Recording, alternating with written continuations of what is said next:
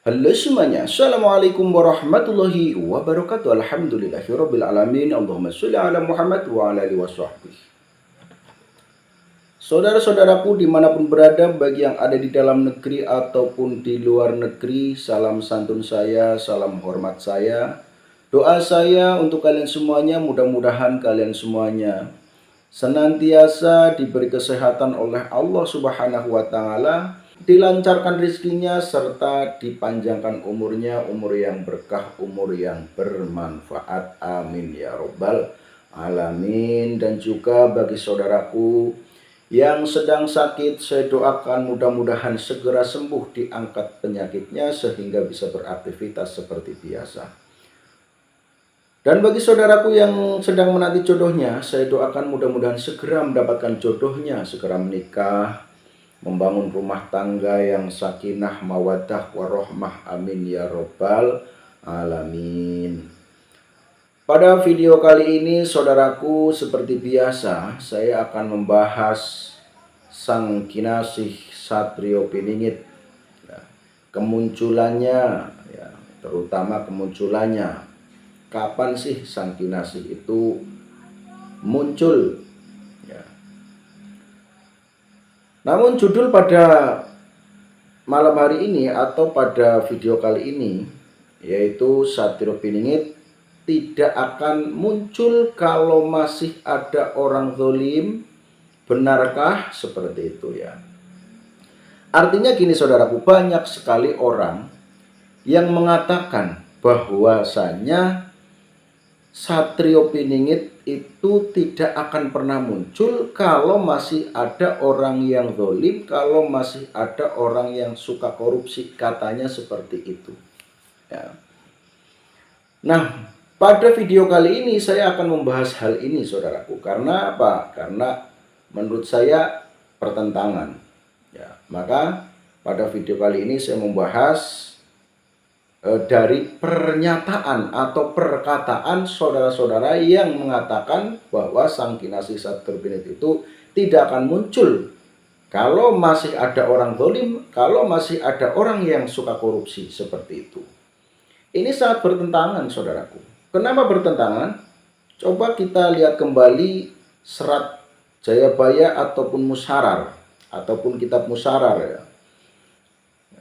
Seperti apa? Dan kesimpulan daripada bait-bait yang menyampaikan tentang Sang Kinasih Satrio Piningit, baik itu kitab Jayabaya ataupun Musyarar ya, ataupun kitab yang saya miliki ya,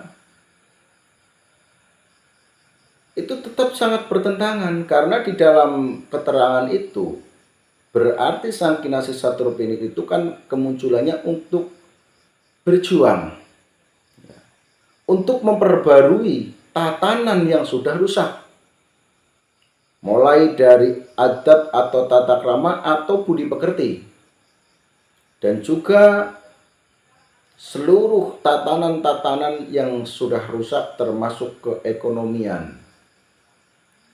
Makanya ada keterangan yang mana dalam keterangan itu disampaikan Sang Kinasih Satrio Piningit itu akan membawa zaman dari zaman kala bendu menuju zaman kala subah atau zaman kemasan. Kalau seperti itu, tentu saja perjuangan Sang Kinasih Satrio Piningit di dalam zaman kala bendu ini justru harus betul-betul penuh dengan kesemangatan, bukan malah melempem ya. Jadi Sang Kinasih Satrio Piningit itu yang namanya satria, jiwa satria kan tidak pernah mundur, tidak pernah menyerah sebelum cita-citanya tercapai, seperti itu ya saudaraku. Nah, kalau kata-kata Satrio Piningit tidak akan pernah muncul selama masih ada orang zalim dan orang yang suka korupsi, lalu menunggu orang zalim itu selesai bagaimana?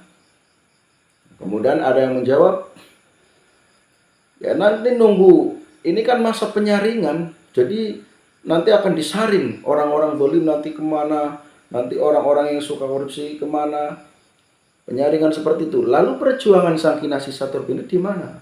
Seperti itu. Jadi menurut saya itu bertentangan, saudaraku.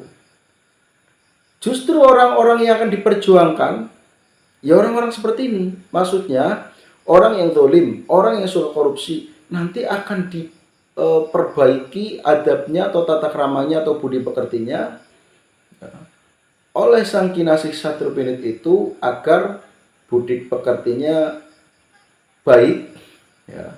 Makanya di dalam bait yang pertama dalam Jangka Jayabaya kan disebutkan bahwa ketika Jawa itu sudah kalungan besi, kereta tanpa jalan, ya, kemudian kapal atau perahu mabur nang awang-awang, atau kapal atau perahu ya, perahu terbang di udara, itu menandakan bahwa zaman Jayabaya itu sudah dekat.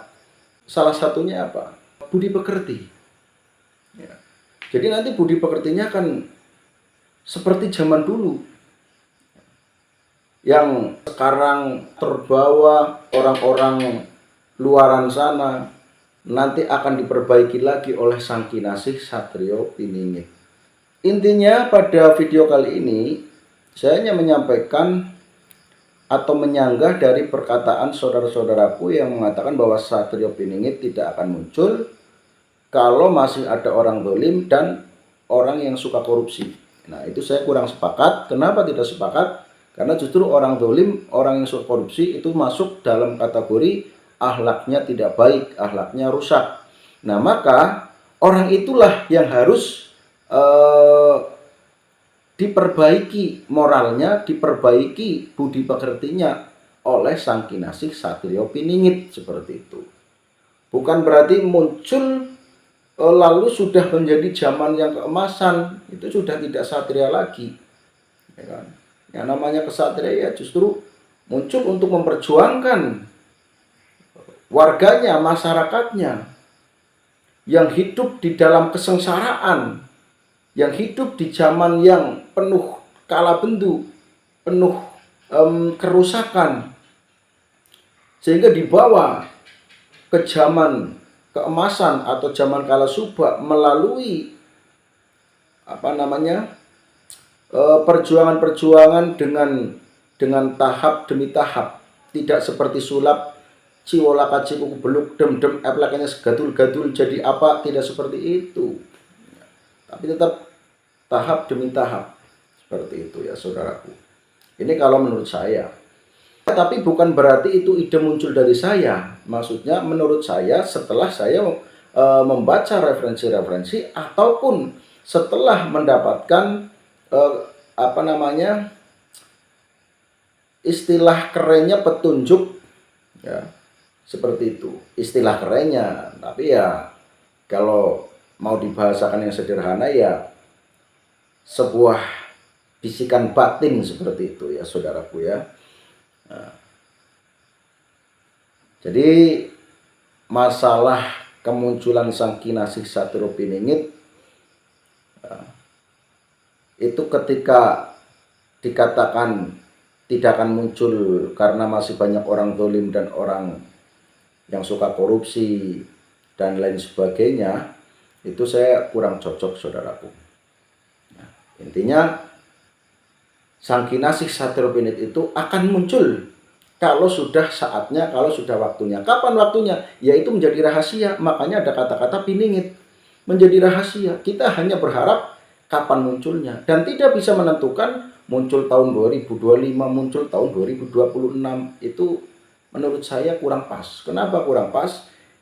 Itu kan rahasia Tuhannya untuk memunculkan sang kinasihnya yang masih dipingit. Kapan akan dimunculkan? Yang lebih tahu adalah Tuhannya, seperti itu. Oh, ini sudah saatnya sang kinasih Satrio Piningit itu muncul, seperti itu. Ya. Dan sebetulnya ketika kita berbicara sang kinasih Satrio Piningit versinya banyak. Ya. Walaupun banyak, mulai dari versi kegaiban, versi kepemimpinan, atau versi eh, dongeng dan lain sebagainya, ya tetap arahnya ya seperti itu, namanya kesatria. Jadi ketika kita berbicara atau bercerita tentang satria, tentu saja di dalam pikiran kita ya satria berarti orang yang tanggung jawab, seperti itu, dan tidak menyerah. Kalau menyerah bukan satrio nyata, tapi satrio palsu atau satria wiram, seperti itu ya saudaraku. Ya mungkin untuk pertemuan kali ini, ya, walaupun melalui virtual, ya jadi pertemuan ya walaupun virtual jarak jauh, cukup sampai di sini, dan besok sambung lagi untuk pembahasan kemunculan sang kinasih Satrio Piningit. Mudah-mudahan hal ini bisa menjadikan tambahan wawasan buat kita semuanya. Ya, tidak harus diyakini 100% karena saya orang biasa dan ilmunya juga masih terbatas. Ya. Namun di sini saya berusaha untuk berbagi pengetahuan, berbagi pengalaman, seperti itu ya saudaraku. Mudah-mudahan bermanfaat. Saya akhiri, wabillahi taufiq wal hidayah, waridho wal inayah. Wassalamualaikum warahmatullahi wabarakatuh. Rahayu.